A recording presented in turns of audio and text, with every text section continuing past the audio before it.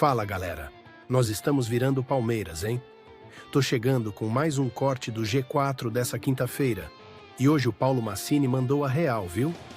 Ele defendeu o Verdão com unhas e dentes e ainda criticou a mídia clubista, que vive tentando colocar o Palmeiras para baixo. Ele falou tudo aquilo que a torcida palmeirense já cansou de saber, que quando é com o Palmeiras, a cobrança é sempre o dobro. Mas quando é com outros times, silêncio total. E é por isso que a gente tá aqui, firme para mostrar que ninguém cala o Palmeiras. O Massini representou, falou o que muita gente não tem coragem de dizer ao vivo. Então já faz o seguinte, deixa o like, se inscreve no canal e ativa o sininho, porque aqui a gente defende o maior campeão do Brasil todos os dias. Tamo junto, família Alviverde. Bora pro corte. Né, dos Estados Unidos para cá, enfim. Um dá R$5 para entrar na briga, o outro dá 10 para não sair. Mas isso tem uma... Mas isso, gente, tem uma implicação que... As questões do Campeonato Brasileiro, gramado sintético, fair play, isso tudo vai ser discutido, tudo bem. Cada um está no seu direito de falar o que quer, de achar o que tem que achar. Tudo bem. Mas nós temos uma responsabilidade que não é pequena. Qual é? Que as pessoas que sair de casa para ir para Lima possam sair, chegar e voltar com saúde para suas famílias e para os seus amigos, enfim. É um jogo de futebol, né? Então, se Leila e BAP não entenderem isso, a gente corre um grande risco de ter problema.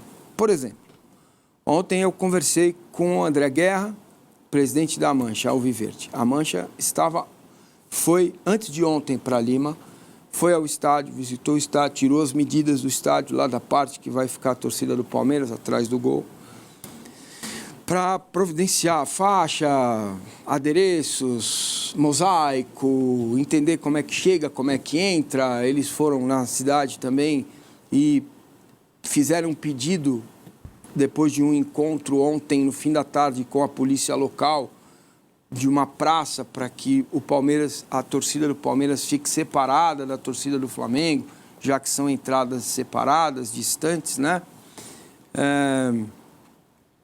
E tem uma série de coisas que precisam ser ditas. Por exemplo, não pode beber antes do jogo, vai ter bafômetro. Se você arrumar uma treta na rua, se a treta for leve, é 12 horas de xilindró.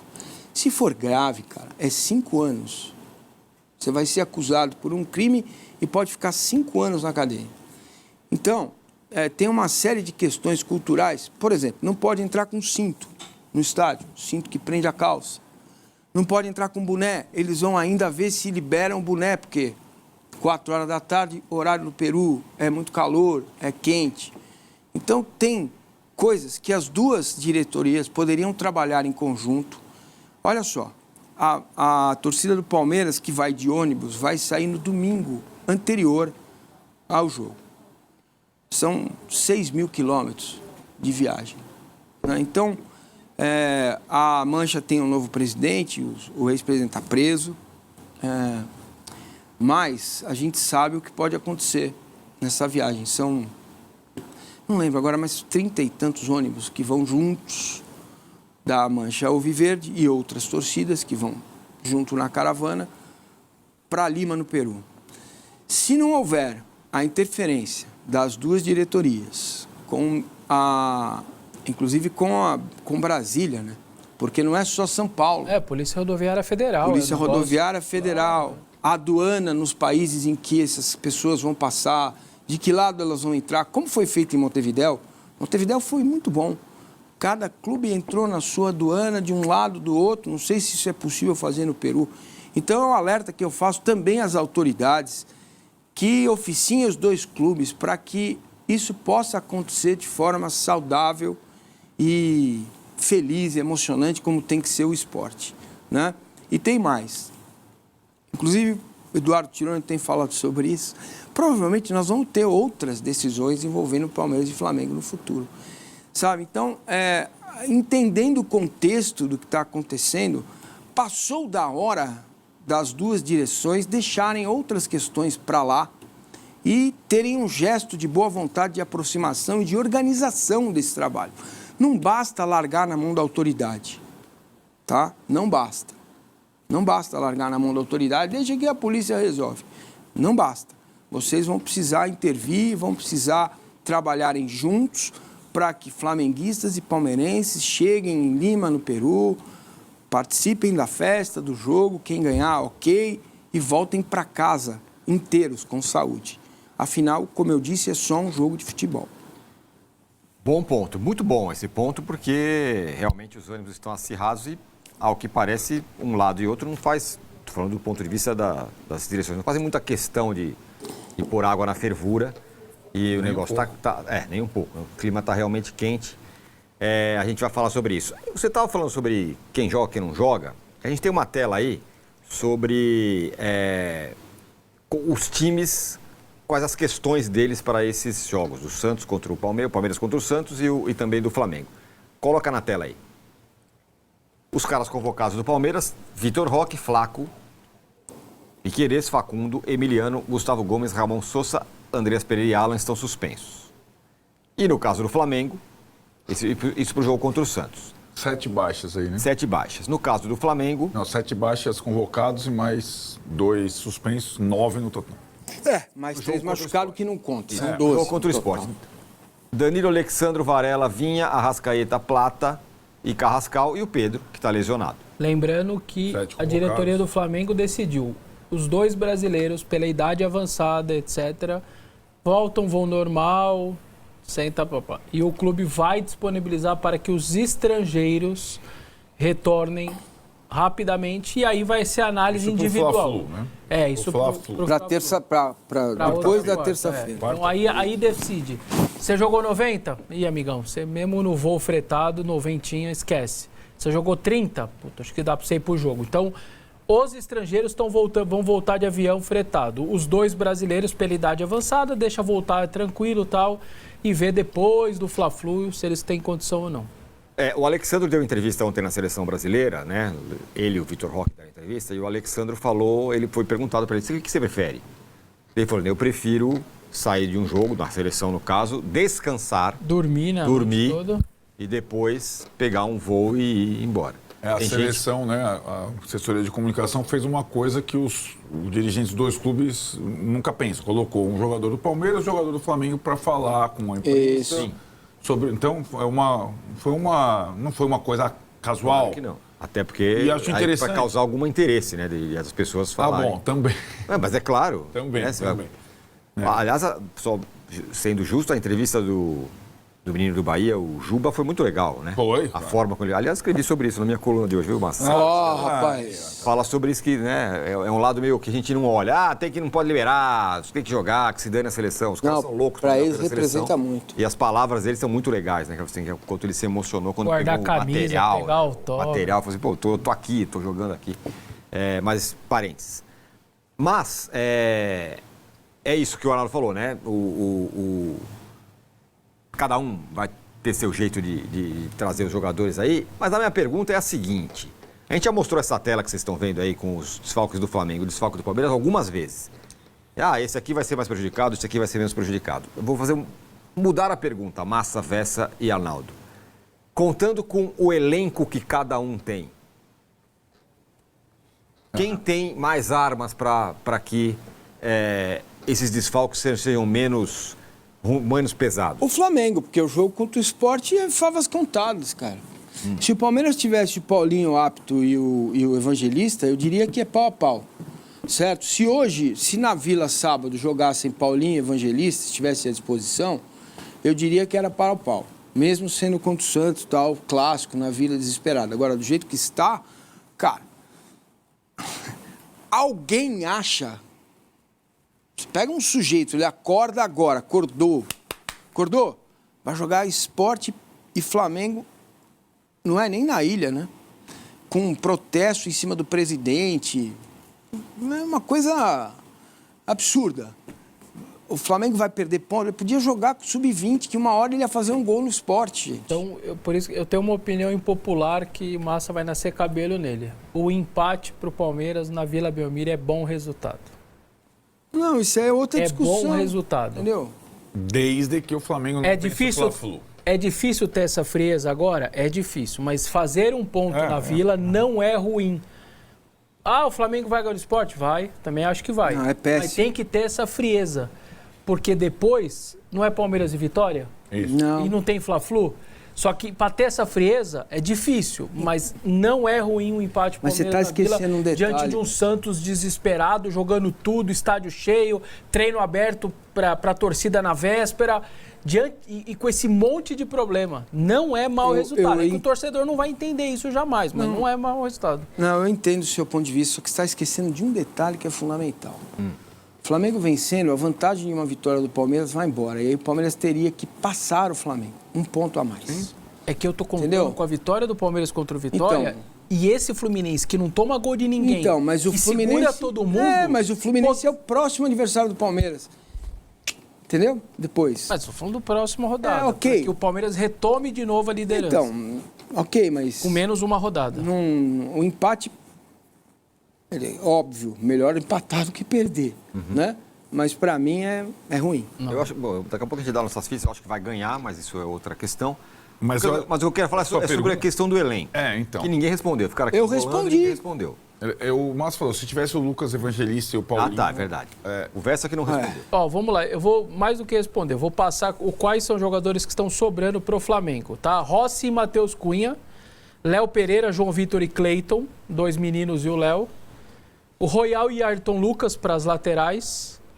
Pulgar, De La Cruz, Everton Araújo e Saul.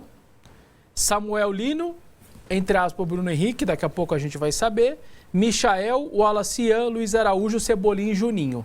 Um provável Flamengo para esse final de semana com esses problemas. Rossi, Royal, Léo Pereira, João Vitor e Ayrton Lucas, ou seja, um menino e os outros que revezam tranquilamente como titular, inclusive. Pulgar, De La Cruz ou Saul, Cebolinha, Luiz Araújo, Samuel Lino, Bruno Henrique ou Wallace Ian e Juninho. Aí depende também do Bruno Henrique. Se o Bruno Henrique for liberado, que é a decisão do relator, por exemplo, cara, nós estamos falando de quase que só de moleque com improvisação, que é o João Vitor, o menino na zaga. Os outros 10, Rossi, Royal, Léo Pereira, Ayrton Lucas, Pulgar, De La Cruz, Cebolinha, Luiz Araújo, Samuel Lino. O Palmeiras não tem nenhum menino no time, na sua escalação, né? O que eu acho é que, nessa circunstância, os dois têm um baita elenco, né, para poder escalar times com -9, menos não sei quanto. Mas eu acho que o Palmeiras tem escassez na frente e o Flamengo tem escassez atrás nessa data FIFA, né? Então o menino na zaga e só o Bruno Rodrigues na frente no Palmeiras. Então E aí a comparação de elencos, eu acho que ela é muito similar hoje. E até o número de contundidos hoje se assemelha nessa altura da temporada. O Flamengo tem 4 baixas, o Palmeiras tem 3, né, no departamento médico. Everton, Evangelista e o Paulinho. O Flamengo tem o Alan, o Jorginho. Pedro, o Jorginho, tem um quarto, que são 4 contra 3. O zagueiro. O Léo Ortiz, perfeito. E aí, o que desequilibra o adversário. Mas eu vou pegar uma outra situação. O Palmeiras também foi mais atingido na última data FIFA. O Palmeiras O Palmeiras jogou na última data FIFA e no pós-data FIFA e teve jogadores convocados. O Flamengo, na última data FIFA, ele não teve nenhum jogador convocado. Acho até que o Flamengo hoje está empatado em pontos com o Palmeiras, muito por conta da data FIFA passada ter ignorado o Flamengo. Ele se preparou bem, recuperou jogadores, treinou e emendou. Botafogo, 3 pontos. Palmeiras, 3 pontos. Racing, 3 pontos. Foi o pós-data FIFA do Flamengo. Então, o Palmeiras vem sendo mais atingido pelas convocações, isso é fato, né? O barulho foi menor porque foi Juventude, lembra? Por isso que o barulho foi menor, exatamente. Ganhou tranquilo em casa, Perfeito, mas teve Não, teve que ganhou jogar. fora. Foi fora o jogo. Não, o do Allianz. O da data FIFA foi do Da Allianz. data FIFA. Tá. E dessa vez, a comparação é Santos e esquecendo Sport. do Andrés e do Alan, né? Que estão suspensos. Né? Então. Assim. Se tivesse isso, Cartão contra o bobo Santos. do Pereira. aliás. Horrível, ridículo. Precisava, né? Se tivesse os dois em campo... E a questão da suspensão do Alan vai dar o debate nosso da STJD daqui a pouco. Eu acho a suspensão do Alan nessa semana bizarra. bizarra. Acho uma coisa... E assim como aí nós vamos discutir o Bruno Henrique, o Vitor Roque e tal. Bizarro o jogador ser suspenso nessa situação, nessa semana. Veja, ele não foi suspenso essa semana, só deixar claro. O julgamento recurso, do efeito suspensivo exato, dele, né? Foi feito essa semana. Bom, mas aí, você acha que qual, no fim das contas? Não, acho que é parelho. Só que o que desequilibra essa data FIFA é o adversário. É o adversário, é isso. Por isso que eu acho que o empate pro Palmeiras não é mau resultado.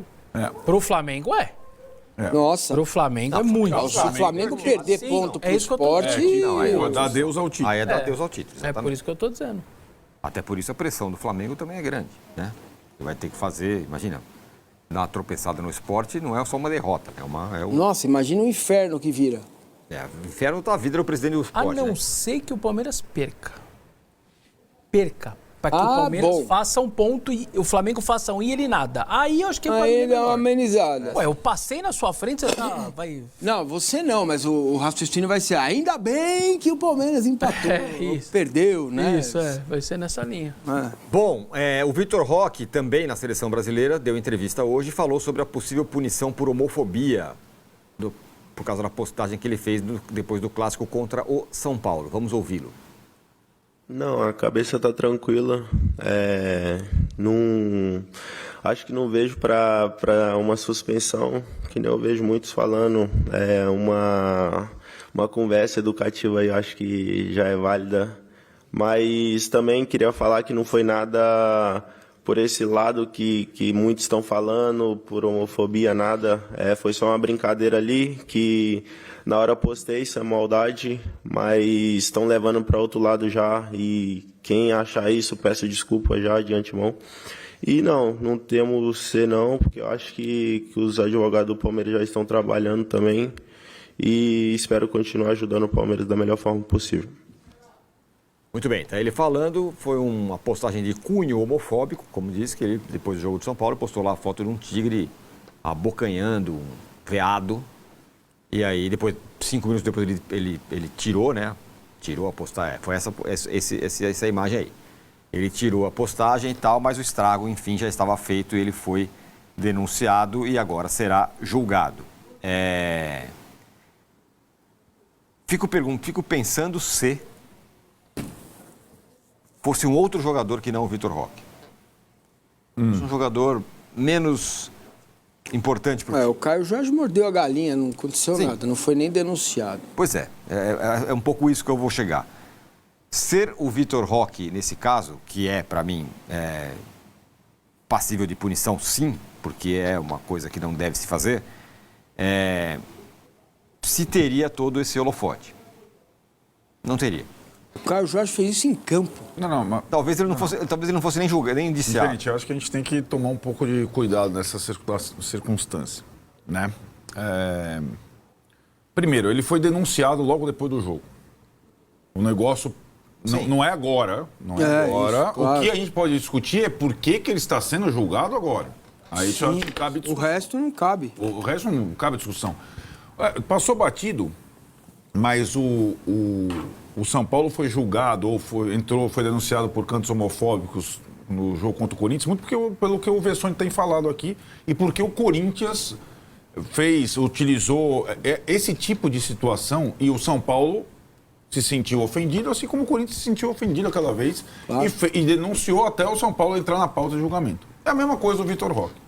Eu concordo aliás, eu concordo, falei aqui logo no pós. Por que não julgam o Abate Abel agora em vez de jogar jogador, né? Mas isso é outra coisa. Eu concordo com a fala do Vitor Roque, da questão da punição educativa e tudo mais. Acho que não cabe, na minha visão, a suspensão de jogos.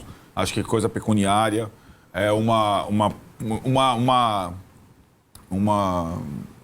a educativa não é para o cara falar e entrar por um ouvido e sair para o outro. É uma outra circunstância, né?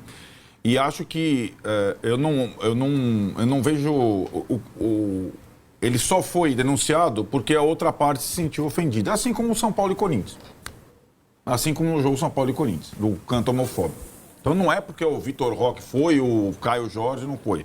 Não, o Vitor Roque errou, ponto. Né? Não, mas ele errou. é justamente esse meu ponto. O Lianco não foi nem denunciado. Que Lianco? O Lianco do Atlético Mineiro. Mas qual coisa? Vou ler aqui na minha frente.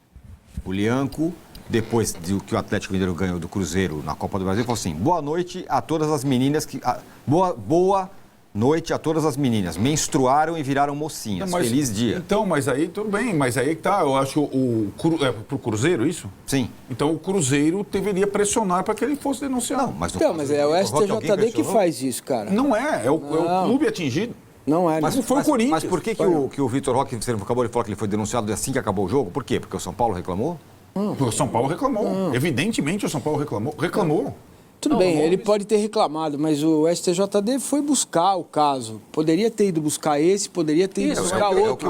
Tem casos é o que no eu passado penso. que o jornalista ligou pro auditor e falou: você viu esse caso? Não vi esse caso. Então tá, então eu vou ver agora. Aí o cara vai lá e vê. Então assim, beleza, o Arnaldo tem razão, o São Paulo se sentiu incomodado com razão. Agora, não foi por isso. Foi porque, né, e agora julgá-lo segunda-feira... Não, isso é outra conversa. Não. Eu sou contra também. Então, ok, mas ele deve receber punição, também acho. Tudo certo. Não acho justo tirá-lo do jogo, porque ele não fez isso também no campo, certo? No campo, ele não fez isso no campo. O critério não é o mesmo para outros que fizeram no campo, nem denunciados foram, né? Claro, indício de crime diferente, outras questões que envolvem. Então, para mim, é só essa questão. Para mim, é absolutamente claro. O STJD foi buscar para fazer a denúncia.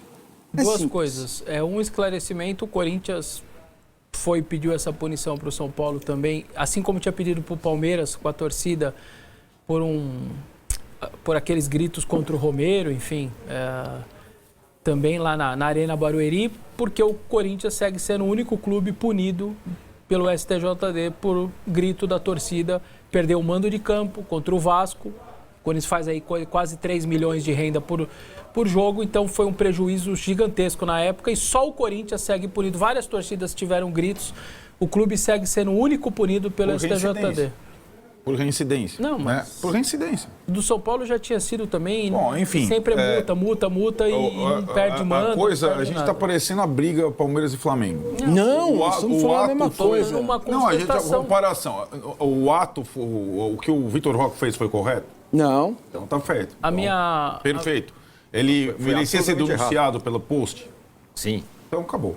A minha então outra... é o que a gente tem que discutir. Não, mas a gente pode dizer por que outros não são denunciados. Isso pode ser. Então, você não acha que é justa essa discussão? Esse é um ponto. Mas não é a bengala das milícias digitais. Porque o outro, não. Não. O Vitor Roque postou, errou. Isso. Claro. Tinha que ser denunciado. Okay. E a outra coisa que eu acho... Isso, aliás, nem eu. Diferentemente de você, eu acho que deveria ser suspenso, inclusive. Eu fiz essa... Acho que não é um assunto qualquer, mas enfim. Eu fiz essa constatação e a outra coisa que eu acho que daria para ser é o tal do Tribunal de Penas.